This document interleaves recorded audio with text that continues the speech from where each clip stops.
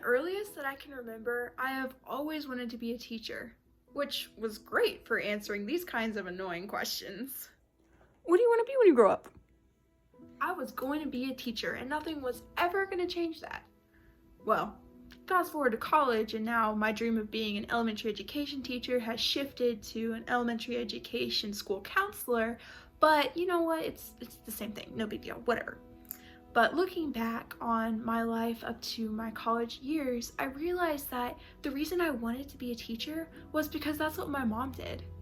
Now, before you read this video off as a wishy-washy all because of mom video, let me just tell you something. I'm gonna let you in on a little secret. My mom was not only my mom, she was also my mentor and my teacher. So for most of my early life, I was pretty much almost always upset at her for something. So as you've probably guessed, my sister and I were homeschooled by my mom. And honestly, I don't think that homeschool moms get enough credit for what they do.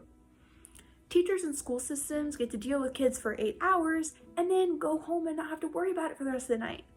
And okay, I know that that is just as stressful as being a homeschool mom to a certain extent, because I'm a student teacher right now and I know it's hard, it's difficult. But my mom didn't get that quiet drive home or, an occasional nice evening with nothing to do. No, she was always right there with us, always having to teach us and feed us and keep us from killing each other or her or ourselves. Always, all the time. And on top of that, she was also a housewife, which meant that she had to cook the meals, do the laundry, do the dishes, somehow take care of all of our pets, do yard work, and have dinner on the table by the time my dad got home from work. So she was basically a superhero because she dealt with all of that all the time, and both me and my sister ended up with a great education that I would never have gotten otherwise. Although, looking back, I do wish that I had been a little bit less of a rambunctious troublemaker, because maybe then my mom wouldn't have been stressed out all the time. But anyways, sorry, Mom! Honestly, it wasn't until I got to college that I realized just how much my mom had done for me. I remember looking around, looking at my peers, and just being like, whoa, how could you not know these things yet? And they're on a different path, and that is totally okay. It was just eye-opening for me to realize that my mom taught me those skills of time management, and she gave me such a rigorous excellence in my education because she knew what college was going to be like, and she wanted to prepare me for that. So all those hours of beating my head against the wall, being like, why are my assignments so much harder than all of my peers? Like, why does it matter that there wasn't supposed to be a period in that sentence in this long, 5-page essay? Like, come on. I realized that all of those little things were preparing me for a college education, and I am not struggling as much as I thought I was going to because my mom gave me that foundation that I needed.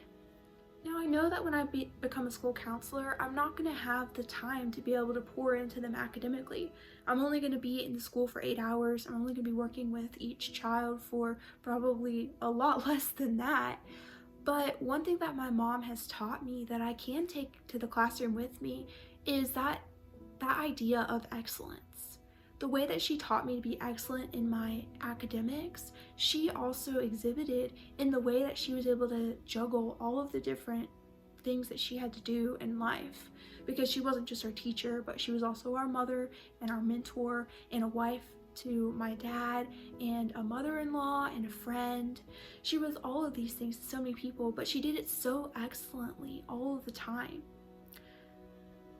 Sometimes that meant that other things needed to drop, but one thing she taught me was to differentiate the plastic balls from the glass ones that you're always juggling. The plastic ones sometimes need to fall to the wayside so that the more important ones, the glass ones, the things that mean the most in life, can stay in the air. So, sometimes dinner wasn't on the table on time, but she had spent time to talk to us when we were crying, or to help us with an assignment that was really hard, or to have a phone call with a friend. She kept those balls in the air that were the most important, and that's what I would really love to do. Another aspect that really impacted me and that I would really love to bring into the classroom is the way that my mom just intentionally loved me and my sister. It didn't matter which role she was in at the time, she always made sure to let us know that we were loved and we were cared for. And that's something that I recognize, sadly, a lot of children nowadays don't get.